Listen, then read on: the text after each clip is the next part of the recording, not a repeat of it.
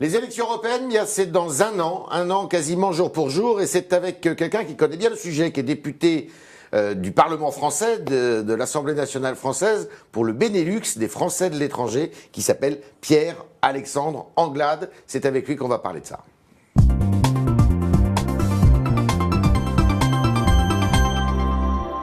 Pierre-Alexandre Anglade, bonjour. Bonjour Yves. Merci d'être dans nos studios. Ça a été la course parce que le Thalys en provenance de Bruxelles, j'imagine, n'est pas toujours à l'heure.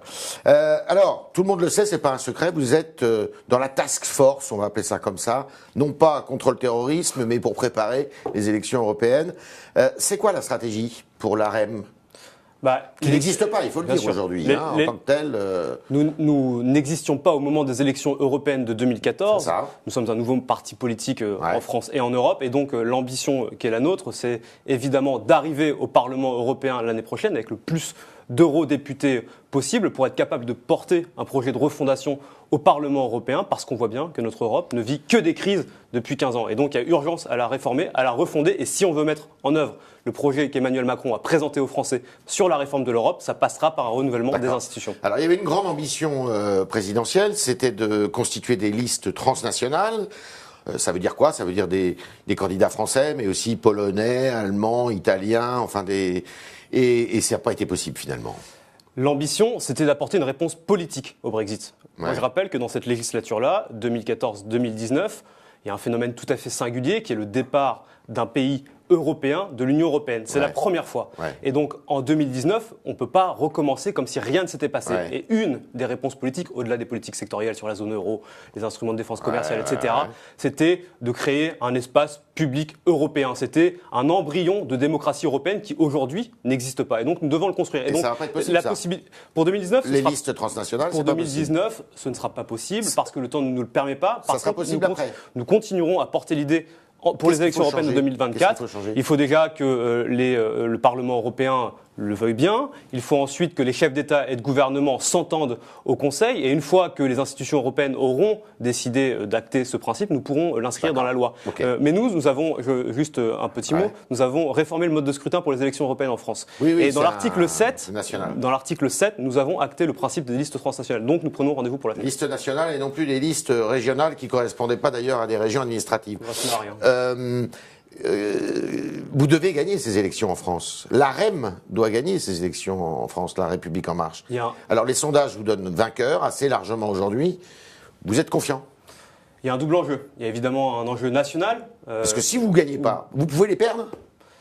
Il y a un enjeu national où l'enjeu pour nous, c'est évidemment de remporter les élections européennes parce que nous considérons ces élections comme des élections de premier plan. À l'inverse des partis politiques qui structurent la vie politique française depuis des décennies, nous ne considérons pas le Parlement européen comme la seconde division de la vie politique nationale ou une institution dans laquelle on envoie les défaits des scrutins passés ou les membres un peu encombrants de sa famille politique, si vous voyez ce que je veux dire.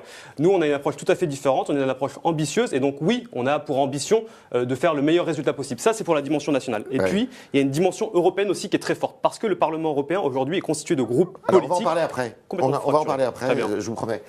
Simplement, si vous les perdez, ça sera un très mauvais signe pour la suite du quinquennat, non ? Mais on n'a pas pour ambition de les perdre, on a pour ambition de les remporter.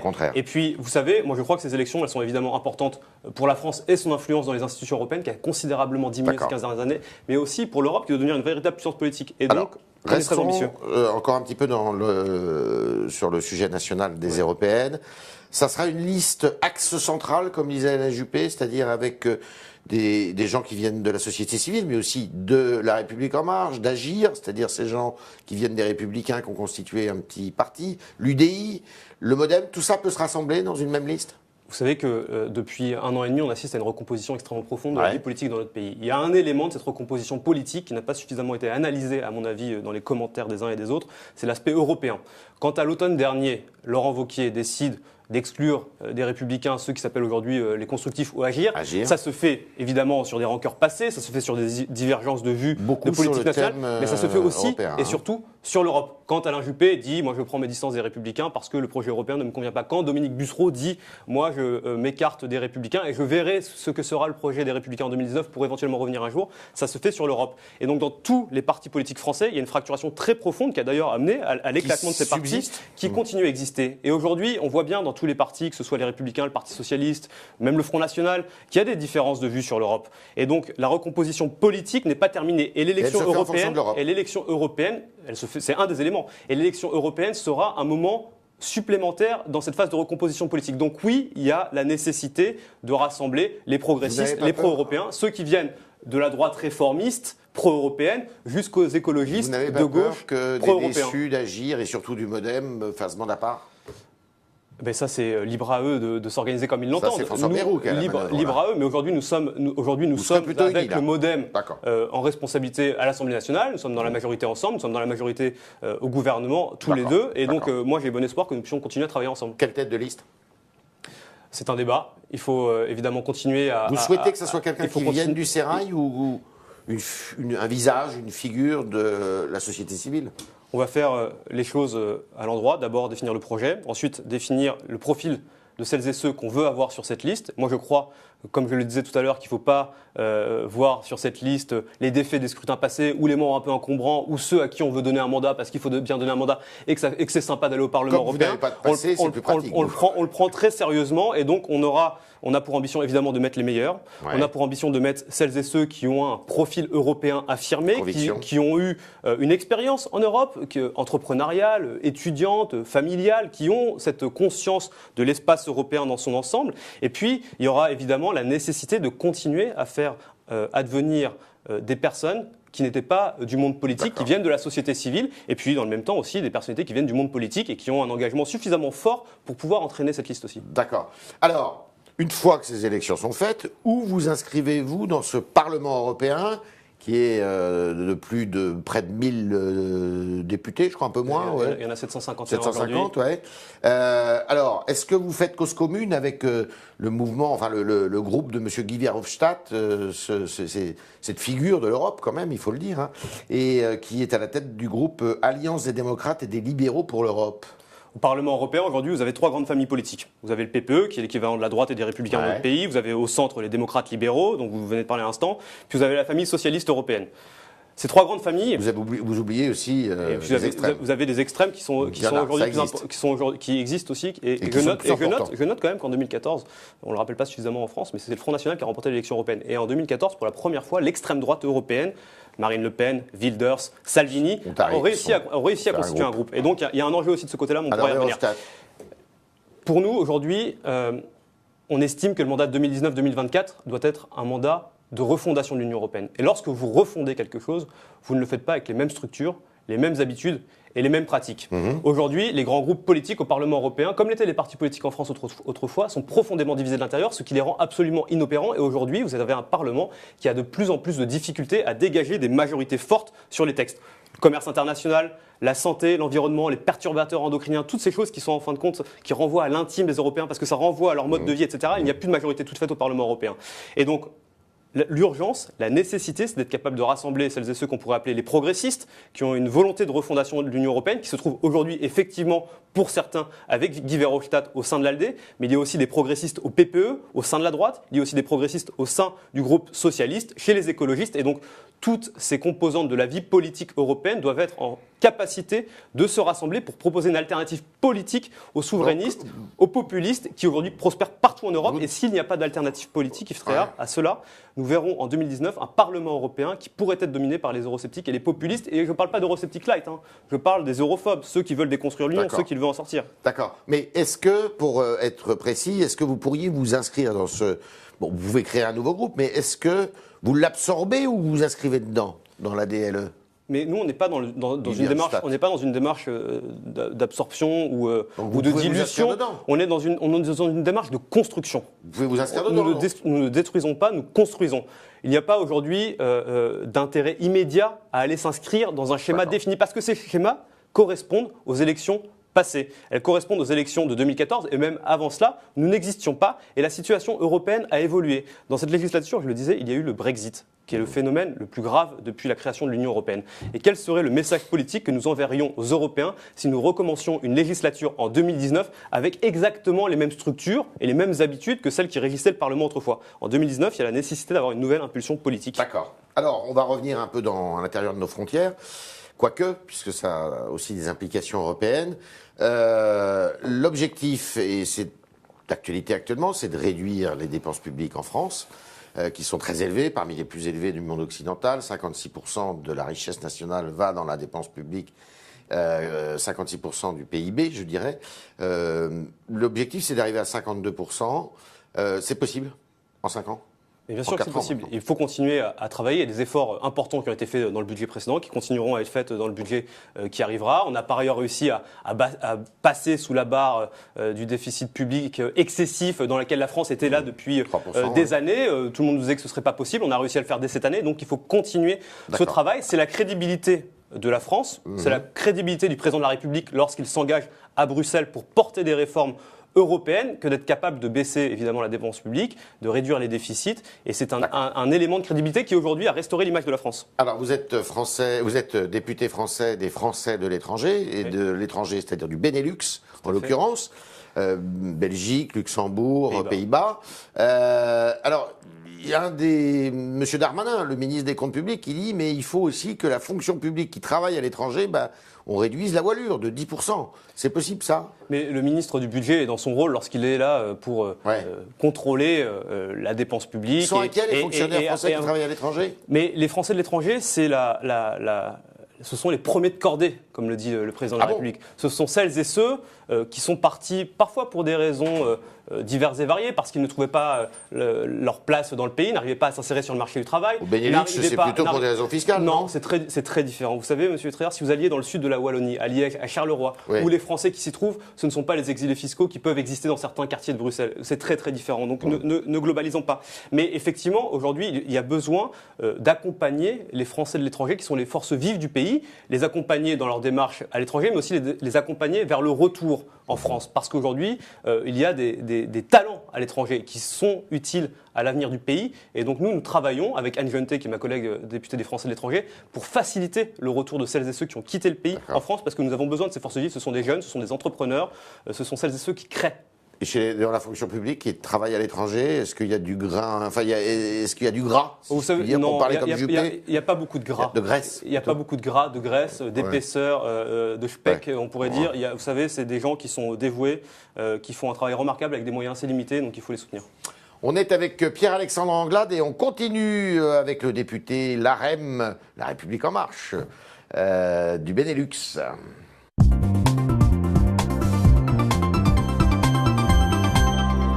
Jérémy Pontieux qui est avec nous pour poser vos questions. Tout à fait. Bonjour. Yves. Bonjour. J'avais une première question assez générale, mais c'est Alexandre Nadalojo qui se demande, vous êtes député des Français de l'étranger, quelle est la différence avec un député élu sur le territoire français et comment vous faites pour rencontrer vos concitoyens de l'étranger? C'est un mandat, vous savez qu'il y a 577 députés à l'Assemblée nationale, 11 qui représentent les Français établis hors de France.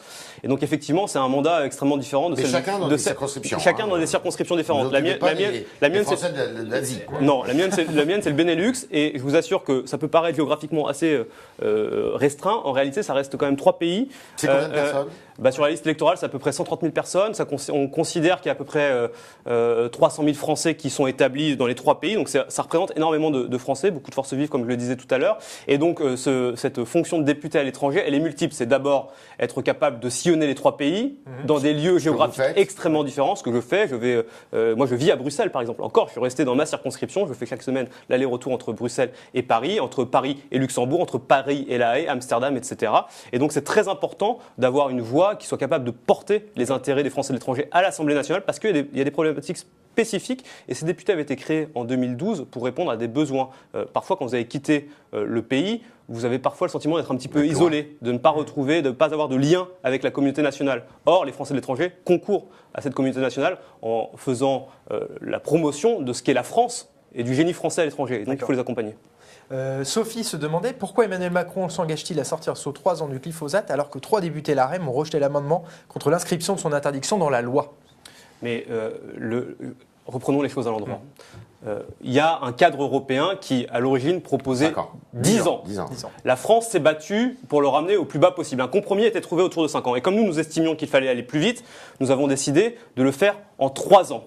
Si nous n'arrivons pas à avoir les acteurs suffisamment impliqués sur le terrain pour arriver à cet objectif, si nous sentons que nous n'y arrivons, les agriculteurs, si nous sentons que les agriculteurs et les professionnels sur le terrain n'arrivent pas à atteindre cet objectif, ou si nous sentons que nous n'y arriverons pas, à ce moment-là, nous passerons par la loi, comme l'a dit ce matin Christophe Castaner, parce que nous, la philosophie qui est la nôtre, c'est de responsabiliser les acteurs sur le terrain et de ne pas surlégiférer comme on l'a fait depuis des années en France, et ça n'aurait eu aucune valeur ajoutée de l'inscrire dans la loi dès maintenant. Nous faisons confiance aux acteurs de terrain, et si cela ne fonctionne pas, à ce moment-là, nous agirons par la loi l'année prochaine. D'accord. J'ai Nadia Depille sur le Figaro, sur la page Facebook du Figaro, qui s'interroge si vous êtes pour les diminutions d'aides sociales qui ont été suggérées par Gérard Darmanin en France. Nous ne suggérons pas de diminution d'aide sociale.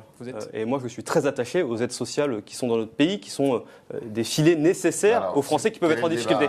Mais aujourd'hui, le débat, c'est l'efficacité de ces aides sociales et c'est l'organisation de ces aides sociales. Et aujourd'hui, il faut revoir l'ingénierie, parce qu'aujourd'hui, vous avez tout un tas d'aides sociales qui existent, qui ne sont pas connues des Français. Certains pourraient y avoir recours, ne le sollicitent pas, d'autres le font. Et aujourd'hui, le système n'est pas bien organisé. Et donc, la volonté qui est la nôtre, c'est de mettre un peu plus d'ordre dans tout ça pour arriver, in fine, vers plus de justice sociale, mais pas de diminution des aides sociales, c'est très clair. Sophie nous dit comment défendre les écoles françaises à l'étranger quand le budget de l'éducation est en baisse. C'est ce qu'elle dit. N'est-ce pas inquiétant de devoir ouvrir des établissements privés pour répondre aux besoins ? 33 millions d'euros en moins pour... Oui, alors on pourrait revenir sur l'enseignement français à l'étranger. On pourrait revenir sur l'histoire de l'enseignement français à l'étranger dont les crédits diminuent drastiquement depuis de nombreuses années maintenant, et donc c'est pas une situation qui date d'aujourd'hui. Mais effectivement, aujourd'hui, il y a des difficultés dans l'enseignement français à l'étranger, et donc nous et le gouvernement, Édouard Philippe, va proposer une mission pour réévaluer, pour réétudier les conditions de financement des lycées français à l'étranger. C'est ma collègue Samantha Casbonne, qui est députée des Français de l'étranger en Europe du Sud-Est, Espagne, qui va s'occuper de cela. Et donc, effectivement, nous avons à cœur de maintenir cet enseignement français à l'étranger parce que c'est un outil d'influence extrêmement puissant que nous avons au service de la France, et puis aussi et surtout, ça permet aux Françaises et aux Français qui sont expatriés à l'étranger de pouvoir scolariser leurs enfants. Donc nous allons tout faire pour maintenir le système, le réformer, parce qu'aujourd'hui il ne fonctionne pas correctement. Dernière question, c'est Antima qui la pose sur la page du Figaro FR. Alors la question, j'attends un peu la réponse, mais pensez-vous que l'AREM soit réellement la mieux placée pour défendre les intérêts des citoyens européens plutôt que de ceux des puissants ? C'est ce qu'il nous dit. J'imagine que ça va être oui. Est-ce qu'on est les mieux placés pour défendre les intérêts des citoyens européens ? Évidemment. Non, mais très sérieusement, nous, on a eu quand même, il faut remettre les choses dans son contexte. Traditionnellement, dans notre pays, depuis 15 ans, le débat politique européen a été abandonné par les grandes familles politiques traditionnelles. Elle a été abandonnée si bien que les partis populistes et extrémistes de droite et de gauche s'en sont emparés. Et celles et ceux qui auraient dû nourrir un discours ambitieux de refondation de l'Europe ne l'ont pas fait. Et donc nous avons eu le courage politique de reprendre le débat politique européen et de le remettre au cœur du débat politique national. Emmanuel Macron, il ne s'est pas caché. Dès le début de sa campagne, il l'a fait. Et donc nous allons continuer à défendre cet idéal européen, parce que c'est pas juste une idée abstraite, c'est parce que c'est une nécessité absolue. Regardez ce qui est en train de se passer avec les États-Unis et le commerce international. Regardez les bouleversements que nous sommes en train de vivre au Proche-Orient, en Iran, aux frontières immédiates de l'Union européenne. Et aujourd'hui, l'Europe est incapable d'agir sur ces grands sujets parce que nous ne sommes pas organisés collectivement. Ça dépasse largement l'intérêt de la France.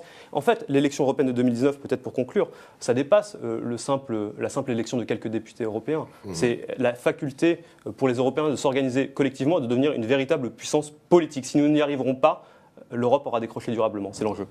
Voilà, merci Pierre-Alexandre Anglade qui répondait à nos questions, à vos questions, chers internautes, qui ont été posées par Jérémy Pontieux. Et à demain pour de nouvelles aventures.